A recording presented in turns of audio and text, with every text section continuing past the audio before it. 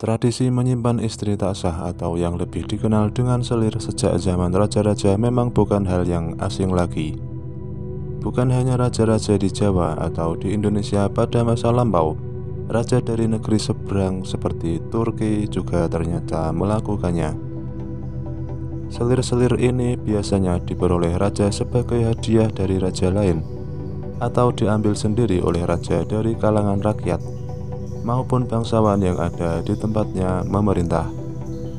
Selir-selir ini kemudian disimpan dalam sebuah rumah yang hanya dapat dikunjungi oleh raja bernama harem. Harem merupakan nama dari sebuah bangunan yang ada di kerajaan Turki Utsmani. Di dalam harem tinggal wanita yang berhubungan dengan sultan atau raja. Berbeda dengan permaisuri atau putri raja, selir kepunyaan raja bisa mencapai puluhan hingga ratusan orang. Gadis-gadis cantik yang dijadikan selir ini bekerja melayani raja atau sultan, sehingga mereka haruslah gadis-gadis terbaik. Tidak hanya berasal dari Turki, para gadis ini bisa berasal dari negara tetangga seperti Yunani dan juga Georgia. Harem berasal dari bahasa Arab yaitu haram atau harim, yang berarti suci dan terlarang.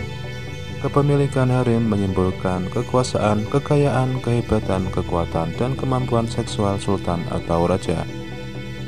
Hal ini dapat dilihat dari banyaknya jumlah selir dan kasim atau pelayan pria yang telah dikebiri untuk menjaga kesetiaan dan tidak mengganggu selir raja. Lebih dari itu, harem juga menyimbolkan kesakralan dan privasi. Harem diciptakan untuk menjaga kesopanan, hak istimewa, dan perlindungan perempuan di samping pekerjaan para perempuan sebagai pelayan seks raja. Munculnya harem dapat dilihat dari sejarah budaya Ottoman di Turki. Para gadis yang dijadikan selir dianggap dapat memuaskan raja di luar kegiatan mempunyai anak. Hal ini dilakukan untuk menekan keturunan raja yang menganut sistem patriarki melalui anak laki-laki. Karena keturunan raja, selir raja tidak memiliki garis keturunan yang diakui.